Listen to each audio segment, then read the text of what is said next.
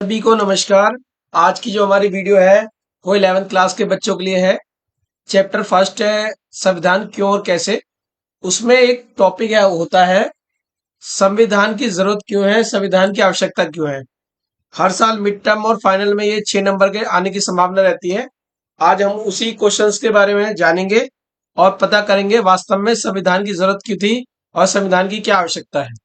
तो आइए जानते हैं।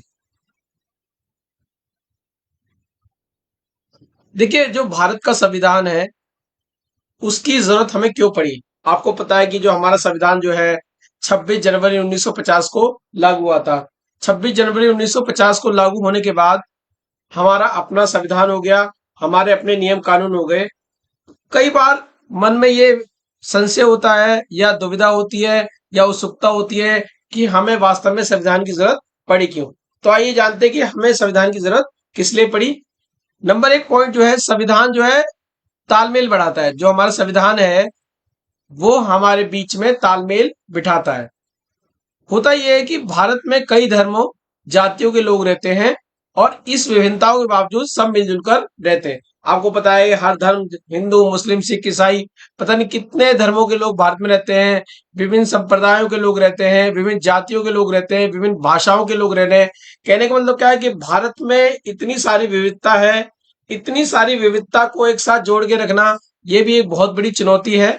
तो भारतीय संविधान वास्तव में इन सबके बीच में तालमेल मिला के रखता है कि सभी धर्मों के लोग एक साथ रहें, सभी धर्म के लोग मिलजुल कर रहे हैं। तो इसके लिए उसमें संविधान में व्यवस्था की गई है हमारी कि सभी को एकीकृत करने के लिए, सबको एक साथ रखने के लिए ये संविधान हमारा बनाया गया।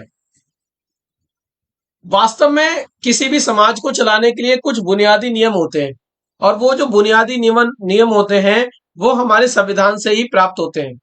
उन नियमों के द्वारा ही बिना किसी विवाद के, बिना किसी समस्या के जो है सभी लोग साथ में रह सकते हैं। तो ये जो नियम है कहीं ना कहीं सभी के बीच में समन्वय का बिठाने का काम करते हैं और इसी समन्वय के द्वारा सभी लोग एक साथ रहते हैं, भाईचारे से रहते हैं, मिलजुल कर रहते हैं और ये संविधान की वजह से हो पाया। अतः संविधान का काम है ऐसा समूह उपलब्ध कराए जिसमें सभी में सहयोग और समन्वय रहे। कहने का तात्पर्य क्या है, सब मिलजुल कर रहे हैं, सब एक दूसरे की हेल्प करें, इसलिए हमने संविधान का निर्माण किया था। आइए जानते हैं संविधान की आवश्यकता को क्यों पड़ी। उसका दूसरा पॉइंट नंबर तो है निर्णय लेने की शक्ति, कि clarify power of decision makers. देखिए, भारत के संविधान में जो है शक्तियां बिल्कुल स्पष्ट है। शक्तियों का स्पष्ट रूप से विभाजन है, साफ साफ विभाजन हो रखा है कौन क्या क्या कार्य करेगा। अगर कार्यों का विभाजन नहीं होगा तो बहुत सारी समस्याओं का जन्म हो जाएगा, बहुत सारी प्रॉब्लम्स क्रिएट होंगी। तो इसलिए भारतीय के संविधान में जो है सबकी शक्तियां जो है स्पष्ट दी गई हैं। आपको पता है कि हमारी सरकार के 3 अंग हैं जिसमें विधायिका, कार्यपालिका और न्यायपालिका आती है। देखिए, विधायिका का कार्य है कानून निर्माण करना, यानी कि देश के लिए जो संसद कानून बनाएगी, जो संसद द्वारा कानून बनाए गए हैं उन कानूनों को लागू करने का काम जो होगा कार्यपालिका होगा। वही न्यायपालिका हमें सुरक्षा प्रदान करेगी। कहने का तात्पर्य यह है कि जो कानून को तोड़ेंगे उनको सजा देने का काम, हमें न्याय देने का काम न्यायपालिका है। कहने का तात्पर्य क्या है, सभी अंगों का अपना अलग अलग काम है और सभी अंग संविधान के अनुसार अपना अपना काम करते हैं। ये जो निर्णय लेने की शक्ति है ये संविधान ने प्रोवाइड की है। आप कहां तक निर्णय लेंगे और कौन कौन से निर्णय लेंगे। इस तरह तीनों सरकार के अंग, विधायिका, कार्यपालिका, न्यायपालिका का काम अलग अलग है जो कि संविधान के द्वारा प्रदान किया गया है, जिससे देश का शासन जो है सुगम रूप से चलता है। अतः हम कह सकते हैं कि संविधान यह तय करता है कि निर्णय लेने की शक्ति किसके पास होगी और सरकारें कैसे बनेंगी।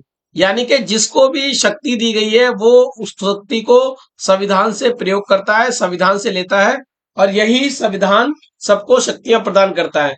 जो भी भारत में चल रहा है या जो भी भारत में एक प्रशासन चलता है वो पूरा संविधान के तहत चलता है और संविधान ने स्पष्ट कर रखा है कि कौन क्या क्या कार्य करेगा, कौन कौन से निर्णय लेगा। आइए तीसरे पॉइंट की तरफ चलते हैं कि संविधान की वास्तव में जरूरत क्यों पड़ी। नंबर 3, सरकार की शक्तियां और सीमाएं। देखिए, जो सरकार की जो शक्तियां हैं उनकी कहीं ना कहीं सीमाएं हैं। हर चीज की एक सीमा यानी कि लिमिटेशन होनी बहुत जरूरी है। जब हम किसी को असीम शक्ति प्रदान कर देते हैं तो वो शक्तियों का दुरुपयोग करने लगता है। तो हमारे संविधान निर्माताओं ने इस बात को बहुत अच्छे से जांचा परखा और उन्होंने सभी की शक्तियों को सीमित किया, चाहे सरकार हो या कोई भी हो, उसके जो कार्य करने की क्षमता है या कार्य करने की जो प्रणाली है वो सीमित रूप से है। कोई भी सरकार जो है मौलिक अधिकारों का उल्लंघन नहीं कर सकती। कहने का तात्पर्य यह है कि सरकार जो भी करेंगी वो एक दायरे में रह के करेगी। सरकार ऐसा कोई नियम नहीं बनाएगी, सरकार ऐसा कोई कानून नहीं बनाएगी जिसके द्वारा लोगों का अधिकार कहीं ना कहीं हनन हो या लोगों के अधिकार उनसे छीने जाए। सरकार जो भी नियम कानून बनाएगी वो लोगों के भलाई के लिए बनाएगी और उन नियम कानूनों के द्वारा जो है मेन उद्देश्य यही है कि लोगों की भलाई की जाए और विकास किया जाए। सरकार का जो काम होता है वो होता है मौलिक अधिकारों को प्रभावपूर्ण तरीके से लागू करना। देखिए, किसी भी व्यक्ति के विकास में मौलिक अधिकारों का बहुत बड़ा रोल है, इसलिए सरकार जो है मौलिक अधिकारों को लागू करती है। साथ साथ कहा गया कि सरकार ऐसा कोई कानून नहीं बना सकती जो मौलिक के अधिकारों का हनन करती हो। देखिए, अगर कानून के आड़ में सरकार मौलिक अधिकारों को हनन करती है तो वो गलत होगा। संविधान ने साफ साफ सभी की सीमाएं निश्चित कर रखी हैं कि सरकार ऐसा कोई भी कानून नहीं बनाएगी जो लोगों को परेशान करे या लोगों के मौलिक अधिकारों का हनन करे। तो सरकार की शक्तियां सीमित है, सरकार को कार्य करने की दे रखी है परंतु सीमित दायरे में। अतः हम कह सकते हैं कि सरकार के कानून पर कुछ सीमाएं होती हैं और सरकार इन सीमाओं का उल्लंघन नहीं कर सकती। कहने का तात्पर्य क्या है, संविधान ने सबको एक दायरे में रखा हुआ है और सबको उसी दायरे में रहकर काम करना है।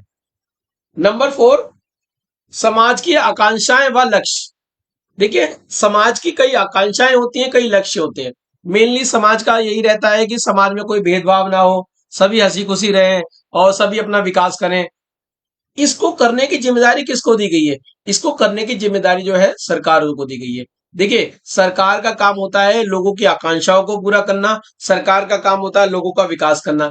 अब बात आती है कि ऐसा कैसे कर पाएंगे? तो सरकार ने उनको निर्णय लेने की ताकत दी है। सरकार उनको, संविधान उनको कहीं ना कहीं ताकत प्रदान करता है। संविधान उनको निर्णय लेने की क्षमता प्रदान करता है जिसके द्वारा वो समाज के लिए काम कर सकते हैं। लोगों का गरिमापूर्ण जीवन हो, इसलिए संविधान निर्माताओं ने सरकार को शक्तियां प्रदान करी कि वे ऐसे कार्य करें जिससे लोगों का भला हो सके और कल्याणकारी राज्य की स्थापना कर सके। कहने का तात्पर्य क्या है, अगर आप कुछ करना चाहते हैं तो आपके पास कुछ शक्तियां होनी बहुत जरूरी है। अगर आप चाहते हैं लोगों का विकास हो, चाहते हैं कि लोगों का डेवलपमेंट हो, तो कहीं ना कहीं सरकार को कुछ शक्तियां देनी होगी और वो शक्तियां जो है हमारे संविधान ने सरकार को दे रखी है। उन्हीं शक्तियों का प्रयोग करके सरकार जो है लोगों की इच्छाएं, लोगों की आकांक्षाएं और लोगों के लक्ष्यों को पूरा करती है। इस तरह हम कहें तो संविधान सरकार के ऐसी क्षमता प्रदान करती है जिनसे जन आकांक्षाएं पूरी हो और न्याय की स्थापना हो। कहने का तात्पर्य क्या है कि देश का विकास हो, लोगों का कल्याण हो, लोगों की आकांक्षाएं पूरी हो, इसके लिए संविधान ने सरकार को कुछ क्षमताएं, कुछ शक्तियां प्रदान कर रखी है। उन शक्तियों का प्रयोग करके सरकारें लोगों के विकास में अहम योगदान देती हैं।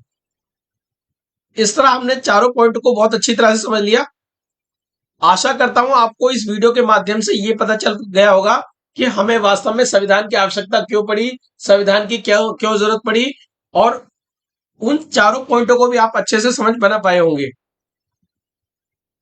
अगली वीडियो में हम किसी नए टॉपिक के साथ मिलेंगे। तब तक के लिए टाटा बाय, धन्यवाद।